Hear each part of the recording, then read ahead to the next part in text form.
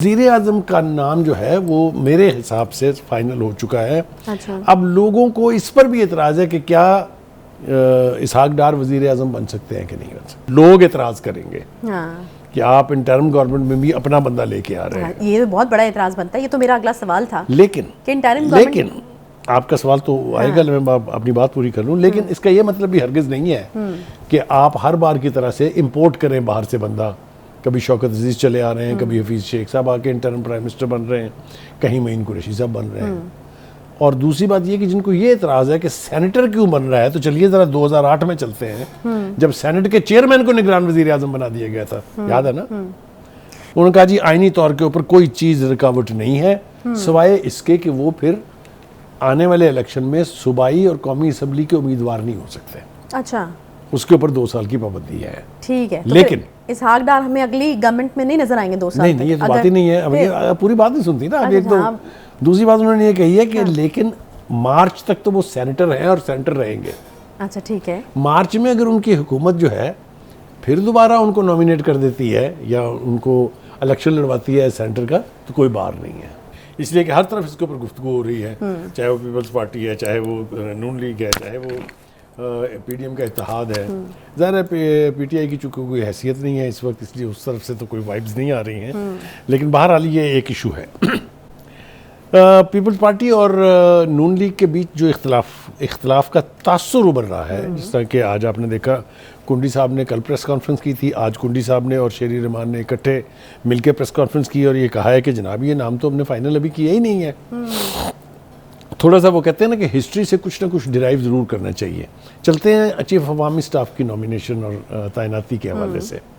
PTI तो एहतजाज कर रही थी ताकि जो मौजूदा आर्मी चीफ हैं उनकी तैनाती को रोका जाए, लेकिन पीपल्स पार्टी और नून लीग के भी अपने अपने उम्मीदवार थे। याद है आपको जनरल आमिर के हवाले से था कि जी ये जरदारी साहब के उम्मीदवार हैं और हाफिज साहब जो हैं वो नून लीग के हैं। लास्ट मिनट तक पीपल्स पार्टी ने अपने पत्ते अपनी छाती से लगाए रखे, नहीं पता लगने दिया किसी को, लेकिन बुनियादी तौर पर दोनों में इत्तेफाक हो चुका था। अच्छा, यहाँ पे भी मामला ऐसा अभी कहने की कोशिश कर रहे हैं। बिल्कुल ऐसा मामला है। मैं इसको ज़रा, अगर आप मुझे इजाज़त देंगी तो मैं थोड़ी सी तफसील आपको बताना चाहता हूँ इसकी। देखिए, दुबई में जो मीटिंग हुई थी उसके हवाले से ये तासुर उभरा भी था, बाकायदा उभारा भी गया था कि बहुत अहम फैसले जो हैं पीपल्स पार्टी और नून लीग की क़यादत ने किए हैं, क्योंकि ख़ास तौर से नवाज शरीफ साहब लंदन से फ्लाई करके पहले सऊदी अरेबिया आए, फिर सऊदी अरेबिया से वहाँ आए थे। तो एक बड़ी तफसील से मुलाकात हुई थी, टॉप लीडरशिप बैठी थी वहाँ। मरीम नवाज भी थी, नवाज शरीफ साहब भी थे, शहबाज शरीफ साहब भी थे। दूसरी तरफ से आसिफ जरदारी साहब थे, बिलावल भुट्टो जरदारी साहब भी मौजूद थे। इसी तरह की एक मीटिंग और होने जा रही है, क्योंकि नवाज शरीफ साहब लंदन वापस जाने की बजाय फिर दोबारा दुबई आ गए हैं और ख्याल ये है कि आसिफ जरदारी साहब भी किसी वक्त जाएंगे। ठीक है।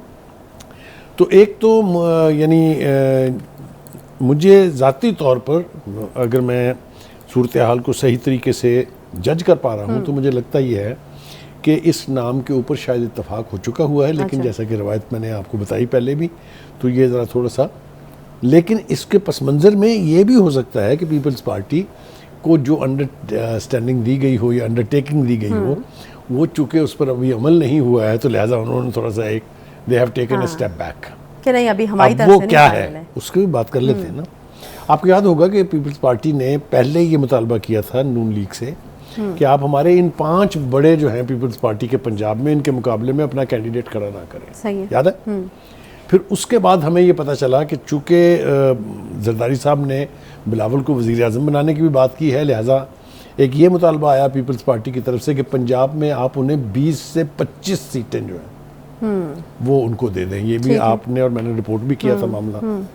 तो ये हो सकता है कि इसके अंदर कहीं कोई ऊपर ऊंच नीच है, इसलिए थोड़ा सा फासला दिखाया जा रहा है। लेकिन वज़ीर आज़म का नाम जो है वो मेरे हिसाब से फाइनल हो चुका है। अच्छा। अब लोगों को इस पर भी एतराज़ है कि क्या इसहाक डार वज़ीर आज़म बन सकते हैं कि नहीं बन सकते। अच्छा, एक चीज़ जो उस हवाले से मैंने पूछनी थी वो पूछनी थी कि क्या ये जो थोड़ी हिचकिचाहट है इसकी एक वजह मौलाना हो सकते हैं? आपको याद होगा कि जब ये दोनों लोग मिले थे, दोनों पार्टीज़ बड़ी पार्टीज़ मिली थी, मौलाना ने बड़े एतराज़ात उठाए थे, फिर वजाहतें देना पड़ी थी। अभी जो मुशावरत हुई है वज़ीर-ए-आज़म के हवाले से उसमें मौलाना को शामिल किया गया है? देखिए, इसके लिए बजाय इसके कि हम अंदाज़ा लगाएं, हाँ। हमदुल्ला साहब जो उनके स्पोक्स पर्सन हैं, मौलाना फजल रहमान साहब के भी और अपनी जमात के भी और पीडीएम के भी, उनका कहना ये है कि अभी तक हतमी तौर पर फैसला नहीं हुआ। ये हो सकता है कि नून लीग ने ये फैसला कर लिया हो, ठीक है, लेकिन इसके ऊपर हतमी तौर पर मुशावरत जो है वो पीडीएम की जमातों में होगी और फिर ये नाम फाइनल होगा।